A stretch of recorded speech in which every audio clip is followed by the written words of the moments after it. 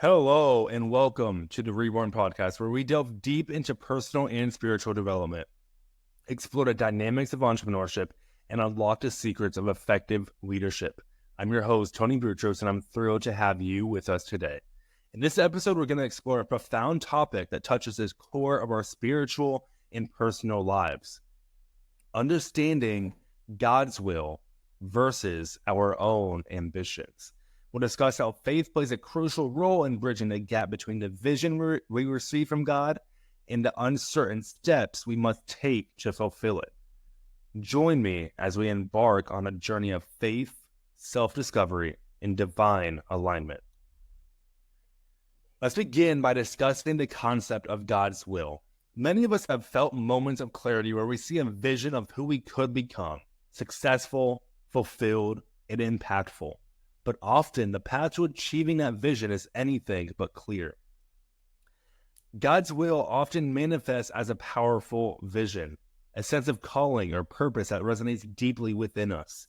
It's like seeing a mountain peak in a distance but having no map to guide us there. The vision is a source of inspiration and a reminder of what's possible when we align our efforts with our faith. While the vision may be clear,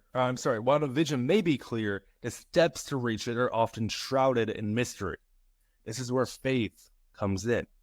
We must trust that each step we take, even if it feels small or insignificant, is part of a greater plan. The trust requires us to relinquish control and embrace the uncertainty with a sense of adventure and faith. Faith is the cornerstone of any journey where the path is unclear. It's what allows us to move forward despite not knowing the details of how we will get from where we are to where we want to be. This is the bridge between vision and reality. Trust in the process. Trusting the process means believing that each experience, whether success or failure, is a stepping stone towards our ultimate destination. This requires patience and a willingness to keep forward even when progress feels slow. Now, I want to touch on that last part of that sentence, even when progress feels slow, because here's the thing: progress and feeling slow is very, very subjective. I could say I'm moving slow in my business because I'm not making $1 million a month yet, or I could say I'm moving very, very quickly because I'm scaling near to the point where we're making 6 figures a month in the first 6 months of the business. Now, depending on what your mindset, your perspective is, that could feel slow or that could feel super quick. And so I think trusting the process, again, means believing that each experience, whether success or failure, is a stepping stone towards our ultimate destination. And if I'm not making 6 figures a month, I'm not going to make multiple 6 figures a month. I'm not making multiple 6 figures. I'm not going to make 7. I'm not going to make 8. I'm not going to make 9 and 10 and so on. And so even when progress feels slow, keep going and trust in the process. Now, another thing is faith and action. Faith is not passive. It's active and dynamic. It causes us to take steps, make decisions, and keep pushing forward. By taking action rooted in faith, we signal our commitment to the vision God has placed in our hearts. This faith and action builds resilience and fortitude, enabling us to navigate challenges with grace. Because a lot of people will think faith is, man, I'm gonna pray and this is just gonna happen for me. I'm gonna have a faith in God and that's it. And I'm gonna get everything. I'm not gonna have to do anything. But we know that faith without works is dead. So faith in action builds resilience and fortitude, enabling us to navigate challenges with grace. Integrating God's will with personal ambition. Now let's discuss how we can align our personal ambitions with God's will, ensuring that our journey is both purposeful and fulfilling. Now, the first way to do this is seek guidance regularly. Seek guidance, God's guidance, through prayer and meditation. Ask Him for clarity and strength to follow His will. Ask for discernment. Ask for what is your will, O Lord? What do you want me to do, Lord? And once you do that, once you regularly seek God's guidance through prayer, meditation, reading the word, and engaging in community, then you will align your personal ambitions with God's will.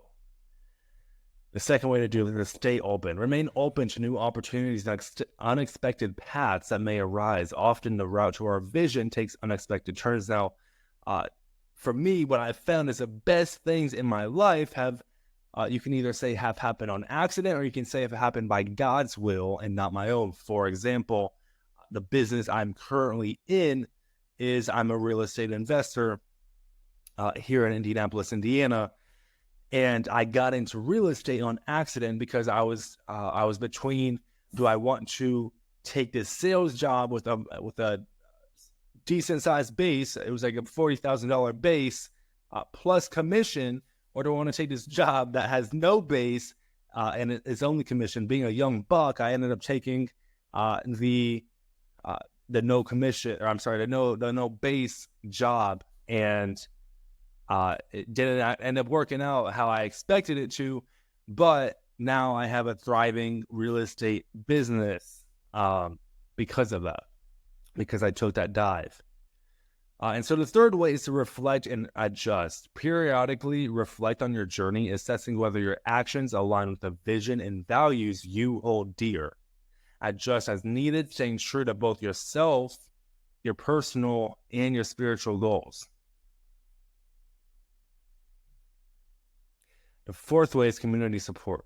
Surround yourself with a community of like-minded individuals who can provide support, encouragement, and accountability as you pursue your vision. Now, the important thing about a community support is being in a community of people who ideally have done what you want to do.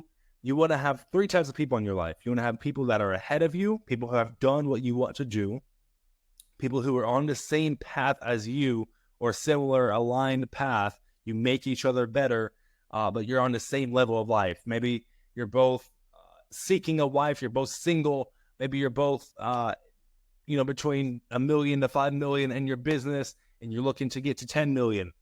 Maybe you are being called into ministry, but you're doing, smaller things, like you're being serving in some different smaller ministries rather than being like a lead pastor.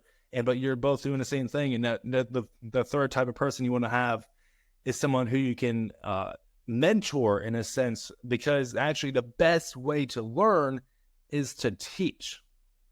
And that's how you remember things the best, as well as by teaching what you have learned.